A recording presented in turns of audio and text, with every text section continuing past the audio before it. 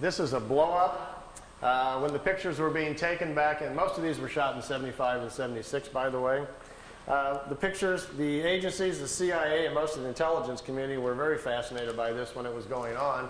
This is actually a computer blow-up. It's a process picture. It's been digitized back in the 70s by a CIA office in Zurich, Switzerland. They were trying to understand the propulsion systems or learn something about them from these things.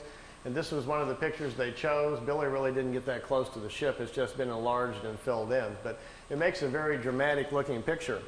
For those of you who might be slightly scientifically oriented, let me give you a crash course. See this bar right here?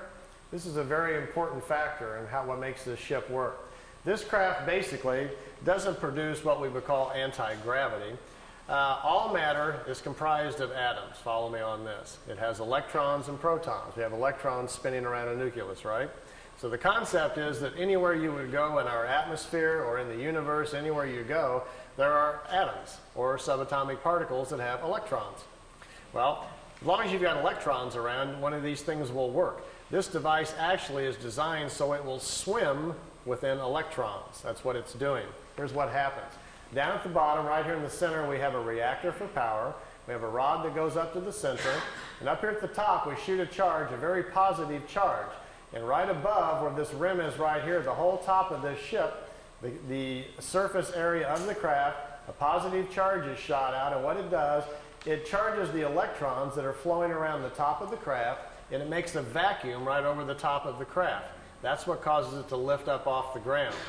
Because down in the bottom, out in this area down here, the charge is all different. There's a negative charge put out by the reactor down here. There are 3 capacitors on the bottom, 120 degrees apart. When the capacitors fire, a negative charge goes out the bottom, but the capacitors do not work if the craft is too close to the ground. The planet itself grounds out the charge of the capacitors. So they have to lift it off the ground before they can have the capacitors charged up. So that's the purpose of the vacuum at the top. And this right across here is an interesting kind of metal which separates the positive charge from the negative charge, because the surface of the craft is highly charged by this intense field that's going on.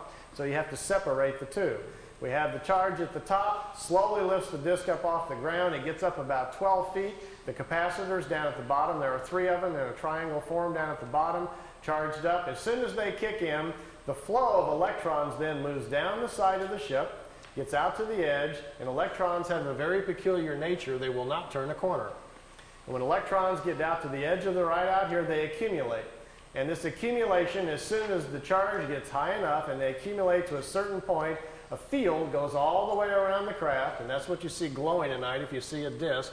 When the field gets up to a certain frequency, voila, we've got propulsion. The ship is then isolated within its own gravitational or magnetic field, and at that point, basically, the bottom of the ship is chasing the top of the ship, which is in a vacuum. And you've got a way to move a craft around. Now, if you accelerate that with a tremendous energy force they have within the reactors inside, which, by the way, are no bigger than the size of a football, it's an implosion system with no radioactivity. You can put your hand on it while they work. They're very small. That creates a strong enough energy field that you can move around anywhere you want to go. So if you're thinking of building one, by the way, the more of the science stuff, how to create the charge, the voltage that you need, and the other things are on a website I put on the web. If any of you are interested in that, I'll give you the address later on. You can dial in and read the whole thing, and perhaps you can build one or something. If you do, bring it to the next shift meeting, and we'll all go for a ride. You know? This is building some landing tracks. You can see them down here, the 3 landing tracks where the craft sit on the ground. It's kind of reminiscent of crop circles, isn't it? Here Billy's got his tripod out in the foreground, and the crafts are off in the background. Here we've got a regular sized ship and 2 little ones again. Those little remotes. This is a different kind of craft. It doesn't sit down on the ground. It floats. The bottom of the crafts are flat. Burns the ground up pretty good, though. There's one at night. It wasn't a solid craft. It was just more of an energy field. Billy took several pictures of it. We have about 20 witnesses that also took pictures of this.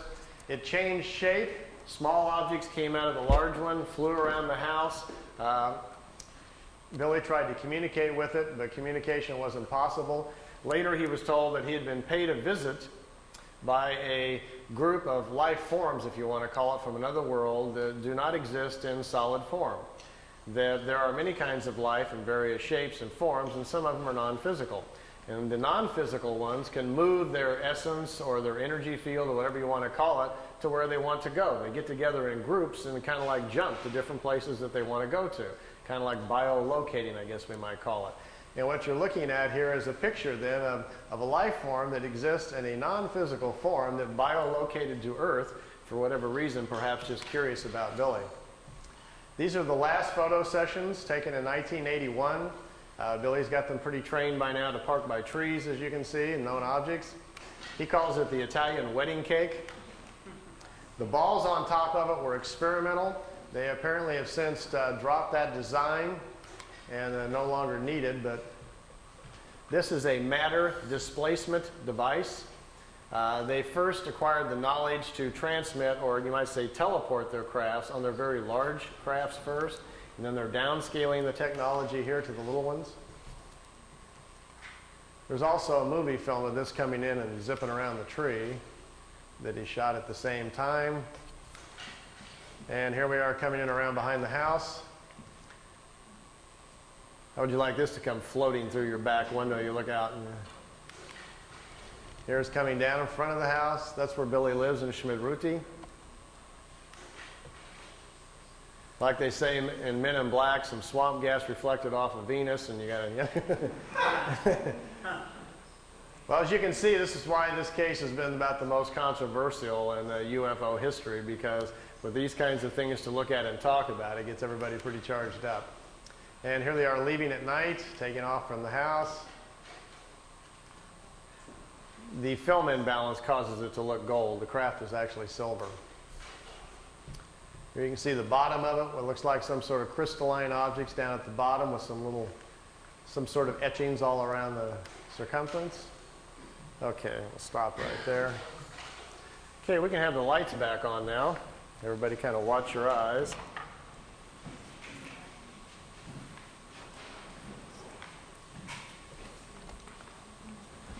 We're back. Meier's contacts went on till 78, ended in October 78. The time I got there, they were pretty much all over. But I didn't go there really to see the ships. My own personal interest really was what we might be able to learn from these folks.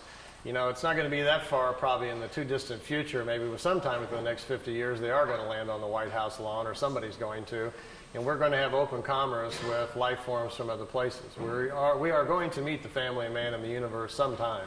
It's going to happen sometime in the future, probably when, after we've gone through some changes and grown up a little bit and got more responsible as a planet, somebody will probably decide, okay, it's time perhaps to make connection with us.